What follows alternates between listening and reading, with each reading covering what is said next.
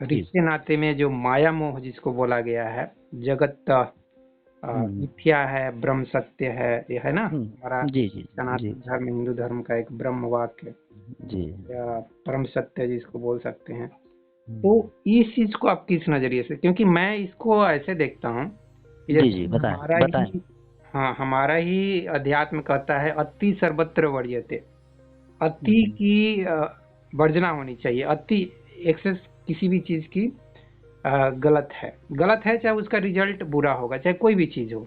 हुँ, हुँ।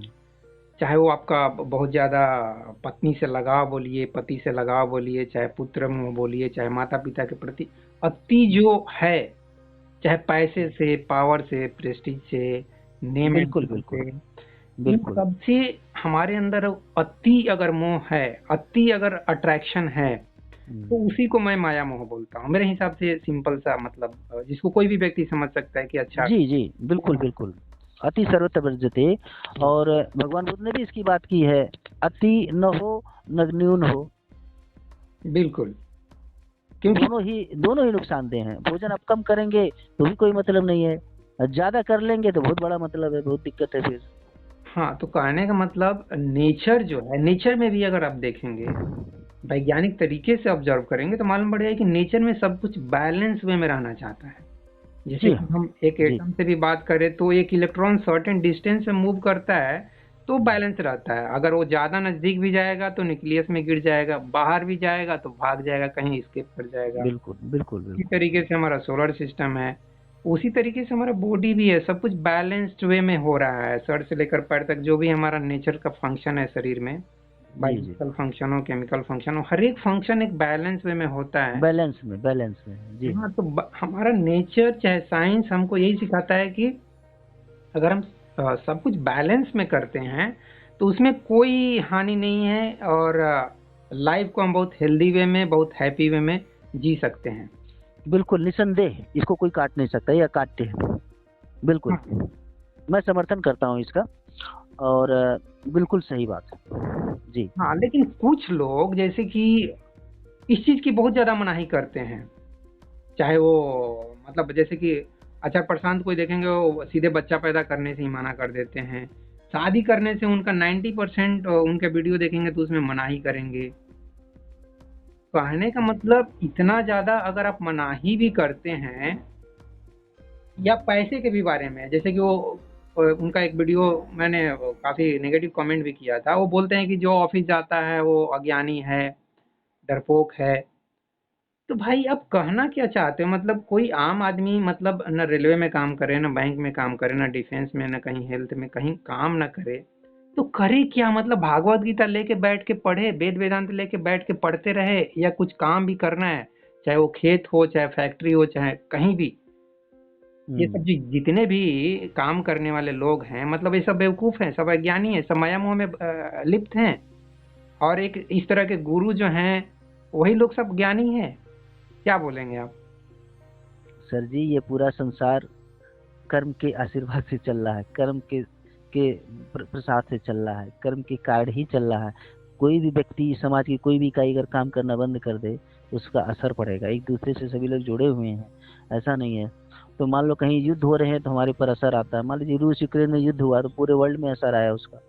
लेकिन अगर कोई व्यक्ति अपना काम छोड़ देता है तो उसका असर होता है समाज में। काश हमारे समाज में जितने लोग अकर्मण्य लोग हैं अगर वो काम करें तो उसका उसका असर हमारे देश पे प्रति व्यक्ति आय पे पड़ेगा।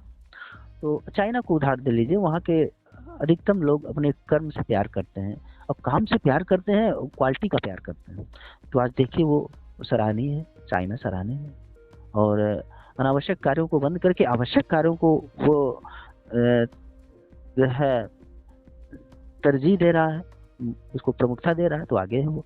तो बिल्कुल कर्म से अच्छे कर्म से कभी भी इसे से विरत नहीं करना चाहिए किसी को। ये ठीक नहीं है। जी, जी।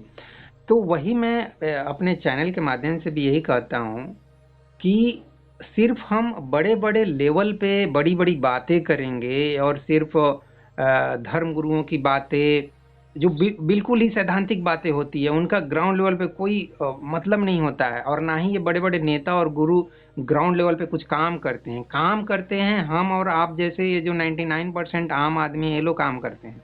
ये लोग 1% जो लोग हैं या उससे भी कम लोग हैं, ये नेतागिरी बाबागिरी करते हैं। और ऐसा पब्लिक सोच लेती है, जैसा कि आप मेरे वीडियो के कमेंट में बहुत सारे ऐसे कमेंट देखेंगे। इनके नज़र में ये सब जो ज्ञान की बातें करते हैं, भाषण और प्रवचन देते हैं, इनको लगता है ये लोग मतलब भगवान हो गए। मैं यहाँ पे निश्चित रूप से गौतम बुद्धा चाहे किसी का भी, बड़े से बड़े हस्ती का भी मैं मजाक उड़ाता हूँ एक तरह से। मतलब अगर तुम उनको बहुत ज़्यादा अगर वैल्यू दे रहे हो, इसका मतलब तुम अपने को बिल्कुल ही कम वैल्यू दे रहे हो। तुम अंधभक्त, उसी को मैं अंधभक्त बोलता हूँ। अंधभक्त कौन है?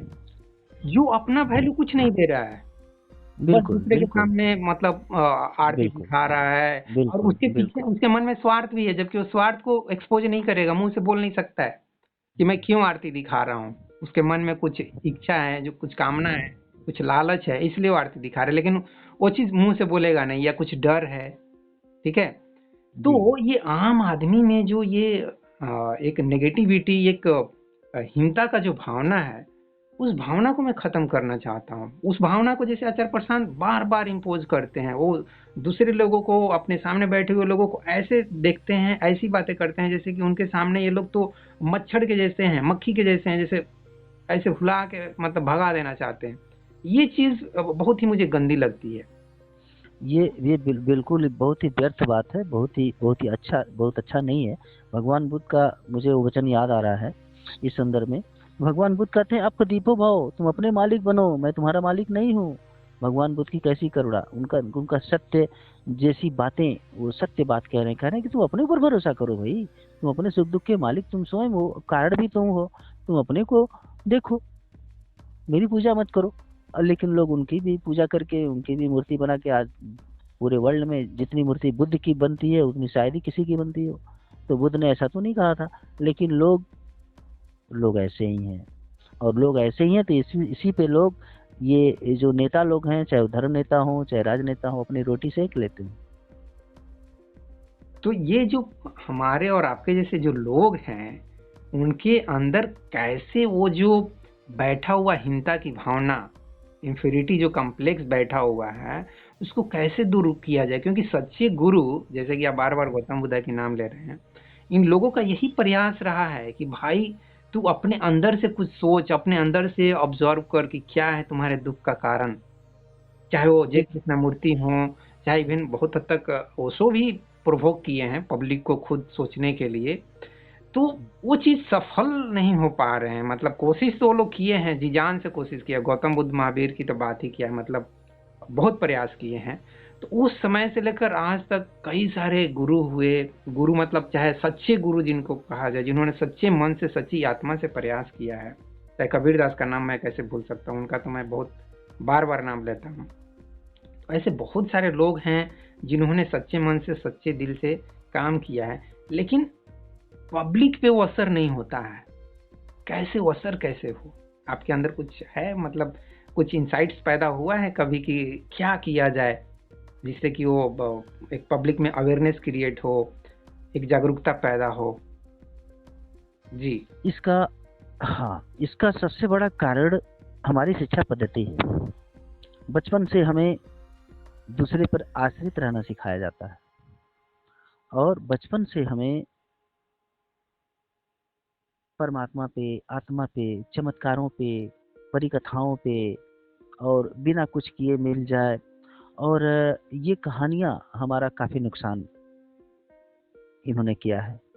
अकर्मण्य की कहानियाँ, जादू टोने की कहानियाँ, चमत्कारों की कहानियाँ, आशीर्वाद की कहानियाँ, श्राप की कहानियाँ, ये हमारे सोच को प्रभावित करती हैं।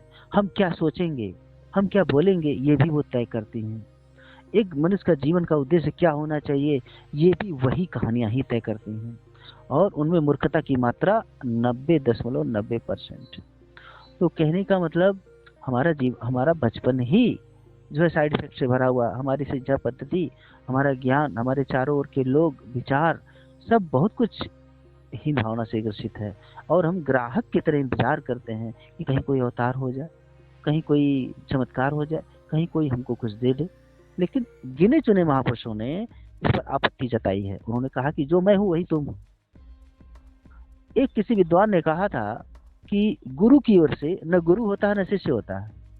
जो सच्चा गुरु होता है उसकी ओर से, यानी उसके मन में जो भावना होती है ना, वो गुरु अपने को गुरु समझता है, न शिष्य को शिष्य समझता है। गुरु अपने को भी गुरु समझता है, शिष्य को भी गुरु समझता है। गुरु की दृष्टि बड़ी गंभीर है। वो अपना मूल्यांकन भी उतना करता है जितना अगले का भी मूल्यांकन उतना करता है। किसी को हीन भावना से ग्रसित नहीं करता। लेकिन जो शिष्य होता है उसकी ओर से शिष्य भी होता है, गुरु भी होता है। उसकी दृष्टि में भेद होता है। पहले तो यही है कि हमको सिखा रहे हैं, हमको सीखना है। क्लास टीचर हमको पढ़ा रहे हैं तो हमको पढ़ना है। टीचर बहुत अधिक जानते हैं और मैं कम जानता हूँ, मुझे टीचर से सीखना है। ये बात अंदर अंदर अंडरस्टूड रहती है। लेकिन भला हो हमारे भारत का या अन्य देशों का, जहाँ की शिक्षा पद्धतियों में सुधार किया जा रहा है, उन्हें कहा जा रहा है कि बच्चों को बच्चे मत समझो, उनको सिखाना ग्राहक मत समझो। तुम बच्चों को अध्यापक समझ के पढ़ाओ, बच्चों को बच्चा समझ के ना पढ़ाओ। बच्चों से अगर एक कोई टीचर पढ़ा रहा है बच्चों को, तो क्लास में अगर 60 बच्चे हैं तो 60 से सीखो। इस तरह से तुम्हारे पास 61 किस्म की प्रतिभा होगी और वो टीचर